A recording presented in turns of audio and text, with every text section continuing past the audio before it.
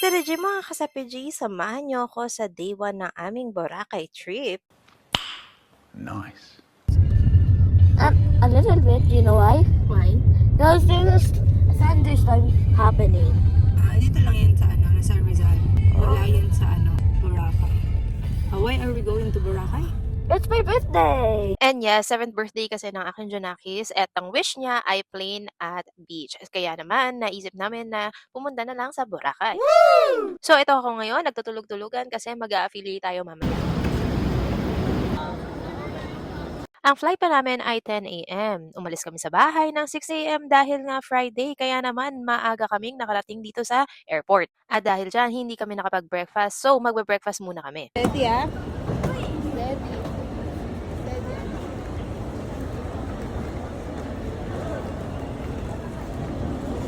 Bye! At dahil nag-early online check-in kami, wala pang gate na nakalagay sa boarding pass. Kaya naman ito si Radiant, inaantabayanan sa big screen kung anong gate ba kami papasok. Wala pong bayan dyan, oh. I'm so happy!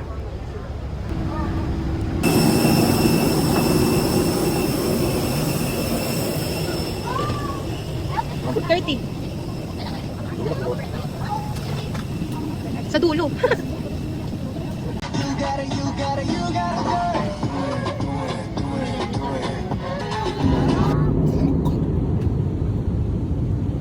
There's I'm flying.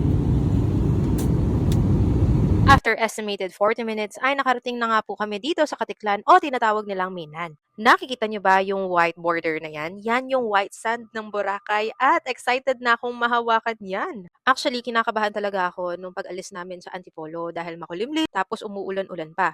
Kaya naman baka hindi mag-enjoy ang aking Junaki sa Boracay. Pero nung pagdating namin, grabe, ang bait talaga ni Lord, no? Kasi naman tingnan mo naman ang sunny, yung sky, maaliwalas, yung ulap, hindi madilim. Perfect talaga yung panahon. Tara po! So pagkalapag ng Katiklan Airport ay sumakay kami dito sa tricycle papunta sa Tabon Port. Ang binayaran lang namin dito ay worth 200 pesos compared sa mga hotel na nag-o-offer ng van transfer. At dahil sasakay pa po kami ng boat, kailangan po namin bumili ng boat ticket. Tapos dito ka na rin magbabayad ng environmental fee and then optional naman kung gusto mo ng hotel transfer. Dahil pagod na rin kami sa biyahe, kumuha na kami ng package na may hotel transfer para tuloy-tuloy na. At after ilang minutes lang ng aming boat ride ay nandito na po kami sa L300 papunta sa aming hotel na V Boutique Hotel.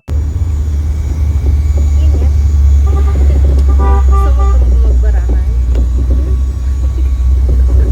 Gusto mo pang magbarakay? Aba. Happy birthday, anak! Thank you! You like the birthday gift of daddy and mommy? Opo!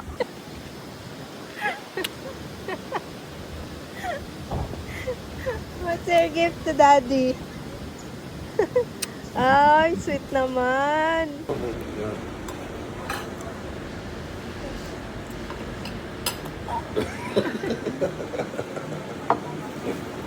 Ano, sarap? Is it delicious? Ang standard check-in namin dito sa V Boutique Hotel ay 2 p.m. Kaya naman kumain muna kami at nagtambay sa labas. At pagkatapos noon, finally, nakapag-check-in na rin kami sa aming room. Wow! Tapos tignan mo. Sweet May cake naman. May cake ka. Blow mo yung cake mo. Cake mo. Anong sabi? Ang galing naman. Happy birthday, Raiden.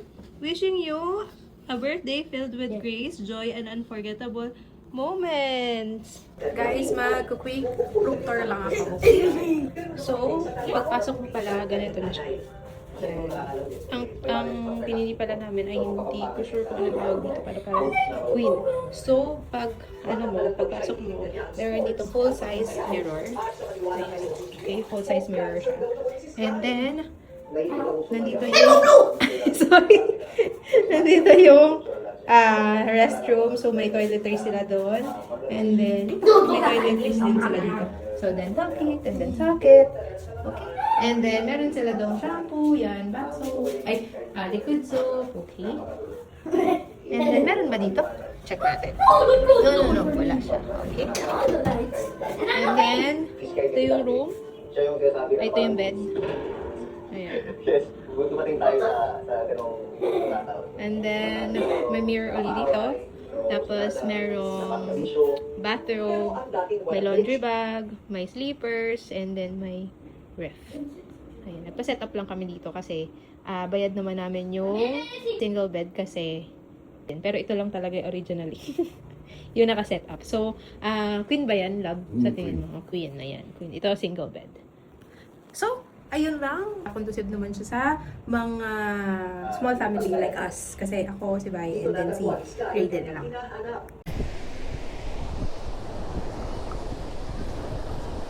Look at the Boracay! Grabe no. Pino mo.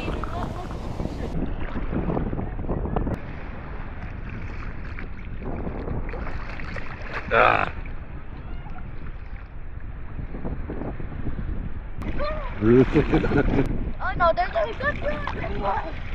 Pacific Ticket yan. Walking sa street ng Boracay. Sabi para naman. Ha? Guys, nakikita nyo yan. Ang buhangin. Hanggang dito. So, ang tricycle nila dito.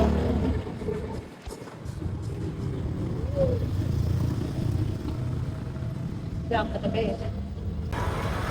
Little picture.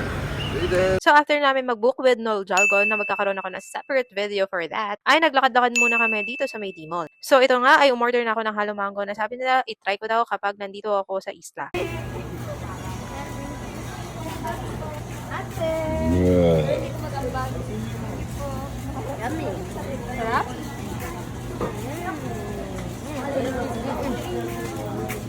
Sa'yo?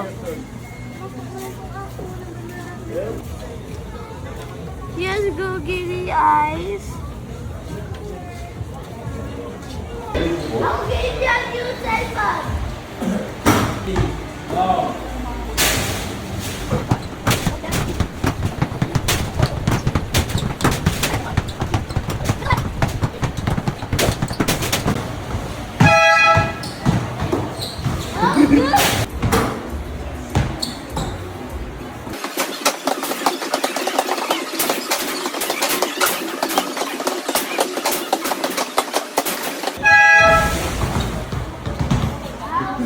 Habang naglalakad ay nakita niya yung design ng mga tirintas. Kaya naman sabi niya, hindi mabubuo ang Bora experience mo kung hindi mo susubukan yan. Anong nangyayari? Tignan mo kung anong gagawin ni ate. Si daddy din magaganto. Bagay na bagay dito sa dagat. Ang bilis mo gawin ate, tapos na. Tapos na? Oo. Tapos na pala eh. Boracay at night. Uy, may nagpapabridge, oh. Sino? Bora. Papabridge siya, oh. Bagay kaya. Daddy, come with me. Ah, happy birthday, Raiden. Raiden, happy birthday. Happy birthday to you. Panira talaga yung salamin. Shakira, Shakira.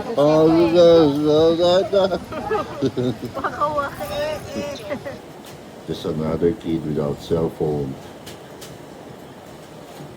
Bato-bato lang. Laban na.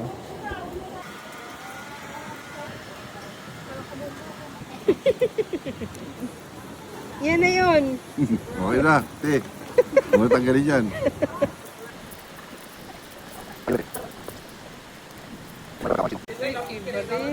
Si ano ka balin? Sino? Ay, yung pangalan. Allen Iverson. Si Rod na lang kilala ko. Si Rodman. Si Rodman di na mag-bridge yun. Ay, Buhay no. na buhok yun. Ganyan na yung itsura ng buhok. Maraming salamat pala Ate Rosalinda sa paggawa ng aming buhok. Kaya naman kung napadpad kayo sa Boracay at gusto nyo ring ma-experience ito, go na sa kanyang TikTok page. Yun lang, tapos na yan. Bye!